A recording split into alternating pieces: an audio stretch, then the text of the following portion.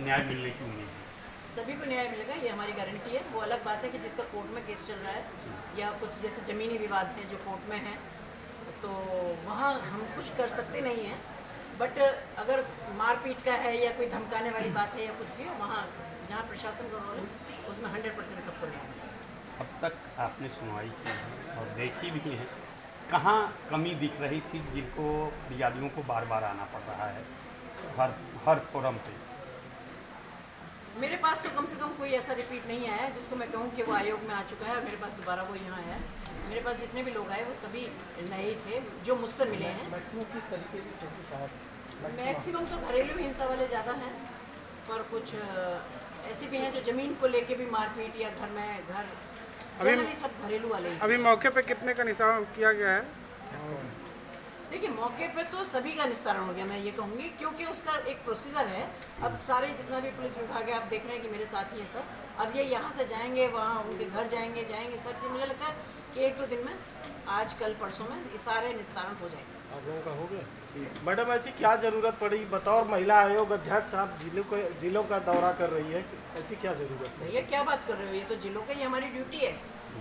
इससे हमारा पहले महिला आयोग इससे का पहले एक भी स्लोगन महिला है, आयोग था। महिला आयोग आपके द्वार। अगर हम हैं इस लायक और हम अगर जिलों में नहीं पहुंच पाए, जनता के बीच में नहीं पहुंच पाए, तो क्या फायदा हमारे अध्यक्ष होने का? ऐसा नहीं लग रहा कि महिलाओं को न्याय यहाँ चंदौली में नहीं मिल रहा है? क्या बात कर दी आपने, क्यों नहीं मिलेगा अरे न्याय? आपके पिछले सदस्य आई थी, हाँ। उनके साथ एक डॉक्टर बदसलूकी की, आज 4 महीने का समय हो गया, कोई कार्रवाई नहीं हुआ। ऐसा नहीं है, वो मामला खत्म हो गया, क्योंकि वो जो उनसे जिनका विवाद था उन्होंने जाके माफी मांगी और वो सारा विवाद वहीं खत्म हो गया। महिला आयोग के सदस्य को माफी मांगना पड़ा। महिला आयोग के सदस्य ने माफी नहीं मांगी, जिसके साथ था उसने माफी मांगी। सार्वजनिक रूप महिला से आयोग कभी कोई ऐसा काम नहीं करेगा जो किसी की प्रतिष्ठा पे कोई बात सार्वजनिक है। रूप से कोई आपको बदसलूकी किया और आड़ में जाके माफी मांग लिया, ये मामला खत्म हो जाता है। क्योंकि वो महिला आयोग की सदस्य हैं, वो संतुष्ट है और उन्होंने मुझे जो रिपोर्ट दी है उसमें ये कहा कि भाई मेरा ठीक थानों पे है, जाके सारी बात चीजें की हो गई और उन्होंने उसमें माफी मैडम, विपक्ष का आरोप है कि महिलाओं के ऊपर अत्याचार के मामले बढ़े हैं और महिला आयोग उस पर कार्रवाई नहीं कर रहा है। विपक्ष अपने टाइम के जरा मामले उठा के देख लें। आंकड़े से बात आज करिए। अगर मैं बात कर सकती हूँ तो चंदौली की भी मैं बात कर सकती हूँ कि आज महिलाएं यहाँ पूरी तरह सुरक्षित हैं, और इसके लिए मैं माननीय मुख्यमंत्री का बहुत बहुत आभार व्यक्त करती हूँ। क्या दिन और रात कभी भी हमारी बहन बेटियाँ स्कूल जा सकती हैं, ऑफिस जा सकती हैं, कहीं भी जा सकती हैं, किसी की हिम्मत नहीं आंख उठा के देख ले। और पिछली सरकारों में ना व्यापारी सुरक्षित थे, ना महिलाएं सुरक्षित थी, ना लड़के नौजवान सुरक्षित थे।